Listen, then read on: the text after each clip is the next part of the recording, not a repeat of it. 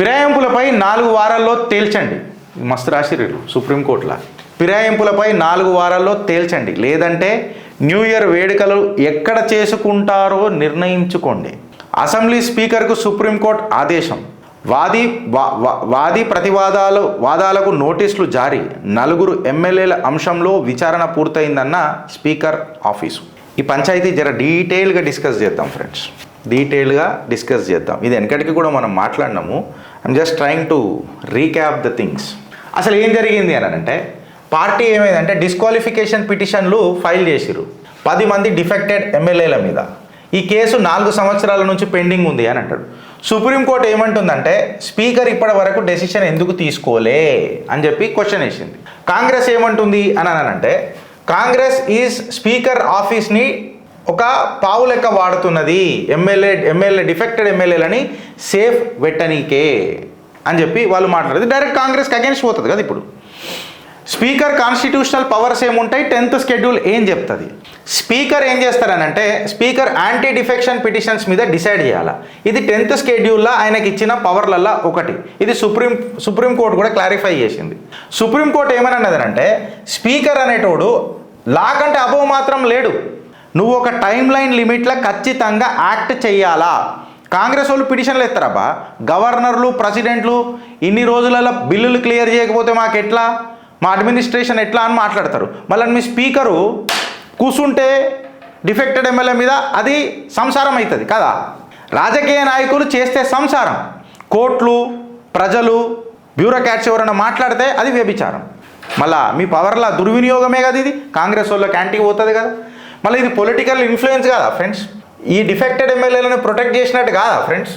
Supreme court judgements కీగా తీసుకొని చూస్తే, కేశం మేఘాచంద్ర సింగ్ వర్సెస్ స్పీకర్ మణిపూర్ 2020లో డిస్క్వాలిఫికేషన్ అనేది 3 నెలలల్లో డిసైడ్ చేయాలా అని చెప్పి సుప్రీంకోర్టు చెప్పింది. Rajendra Singh Rana versus speaker UP 2007లో స్పీకరు ఒక రూలింగ్ పార్టీకి బెనిఫిట్ చేసేటట్టు డిలే చేయొద్దు అని చెప్పి చెప్పిండ్రు. అంటే ఇప్పుడు కాంగ్రెస్ ప్రభుత్వం అనేది సుప్రీంకోర్టు ఇచ్చిన జడ్జిమెంట్లను డైరెక్ట్గా ఉల్లంఘించినట్టే కదా. మళ్ళీ దీని మీద కొంతమంది ప్రొఫెసర్లు ఉన్నారు మన దగ్గర.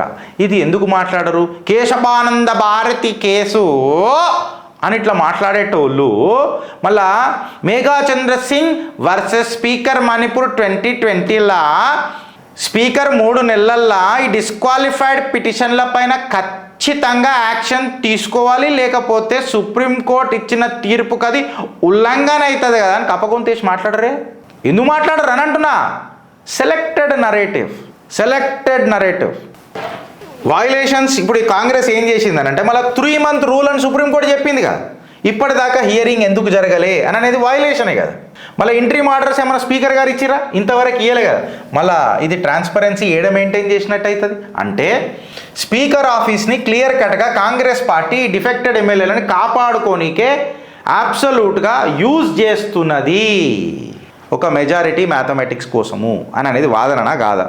సుప్రీంకోర్టు అడిగింది. మళ్ళీ ఇలా కాంగ్రెస్ ఏం చెప్తుంది, ఎందుకు డిలే చేస్తున్నారు రాబోయే అంటే కూడా చెప్తలేడు. మళ్ళీ జ్యుడిషియల్ ఫ్రస్ట్రేషన్ ఏమైనా కాంగ్రెస్ గవర్నమెంట్లో ఈ ఇనాక్షన్కి దారి తీస్తున్నదా రాబోయే అని అంటే దాని మీద మాట్లాడతలేరు. వెనుకటికి ఎమ్మెల్సీలను కూడా చేస్తే దాసోజీ శ్రవణ్ గారు అని కూడా నాకు తెలిసి కేసు వేసారు. మన వాళ్ళకైతే పట్టింపు లేవు అధికార పక్షానికి. మనం మనం మనం మనం బరం అని ఉంటారు 4 మా దాంట్లో. సరే వాళ్ళు వెనకటికి కూడా చేసిరు కదంటే మళ్ళీ మన వాళ్ళు కట్టలు కడుతున్నారా. అన్ని చిత్రగుప్తి చేస్తే గీలేందుకు ఇక మళ్ళీ ఉండేది అంతేనా. అట్లీస్ట్ మేము మాట్లాడుతున్నాం, ప్రజలను చైతన్యవంతులను చేస్తున్నాం. ఇప్పుడు అవుట్కమ్ ఏముంటుంది దీన్ని మాట్లాడితే అని అంటే, ఇప్పుడు బైపోల్స్ రావచ్చు, వీళ్ళని డిస్క్వాలిఫై చేయవచ్చు.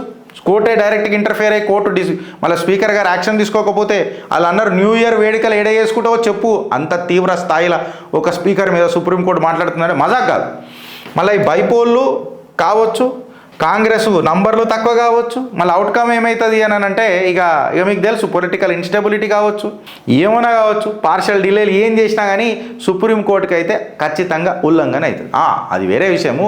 జూబ్లీ హిల్స్ గెలిచిన తర్వాత మనమే కదా అని అనుకుంటారు. కాకపోతే పాడుతున్నారు పాట, కోట్ల నుంచి కోట్లు పాడుతున్నాయి పాట.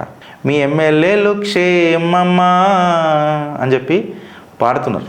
మళ్ళీ దానికి ఏం మాట్లాడుతారో చెప్పుంటారు. కరెక్ట్గా చెప్పాలని అంటే ఫ్రెండ్స్, ఖచ్చితంగా నేను చెప్తున్నా, ఒక స్పెసిఫిక్ డేట్స్ డెసిషన్ చేయకపోతే ఇది ఒక కాన్స్టిట్యూషనల్ బ్రీచ్ అవుతుంది. కాంగ్రెస్ పార్టీ రాజ్యాంగాన్ని ఉల్లంఘిస్తున్నది. ఇలా ఎర్రబుక్కు పట్టుకొని తిరిగేటోళ్ళు ఎర్రోళ్ళు అయినారు. ఇలా రాహుల్ గాంధీకి నా సూటి ప్రశ్న, ఇలా రాజ్యాంగాన్ని ఉల్లంఘిస్తున్నది ఎవరు? డెమోక్రసీని తుంగలు దొక్కుతున్నది ఎవరు? రాహుల్ గాంధీ. ఇంకొకసారి బుక్ పట్టుకొని చూపిస్తే ఫస్ట్ ఇదే చిట్టా ఆయన ముఖాన్ని కొట్టుర్రు. ఇలా మాట్లాడింది 10th షెడ్యూల్లో స్పీకర్కి పవర్స్ ఇచ్చిర్రు, దాని మీద కూర్చున్నాడు. గుడ్ల మీద కూర్చుంటుంది చూడు, కోడొచ్చి అట్లా కూర్చున్నాడు. ఆయన చేస్తలేడు. మళ్ళీ అది కాంగ్రెస్ పార్టీ స్పీకర్ పదవికే ఇది అవమానం. ఇది ఖచ్చితంగా ఈ కేసు నెట్ రిజల్ట్ డిస్క్వాలిఫై అవుతుంది. సుప్రీంకోర్టు దీన్ని అంత తేలిక వదిలిపెట్టదు. సుప్రీంకోర్టుకి నిజంగా చెప్పాలంటే ధన్యవాదాలు చెప్తుంది చిత్రకు. మళ్ళీ లాస్ ఆఫ్ ఎమ్మెల్యేలు అయితే కాంగ్రెస్కి మొరాల్ తగ్గుతుందా, మెజారిటీ తగ్గుతుందా? ఇక ఇది రాజకీయ నిపుణులే మాట్లాడాలి. ఆలోచిస్తారా లేక అనుభవిస్తారా? భారత్ మాతాకి జై.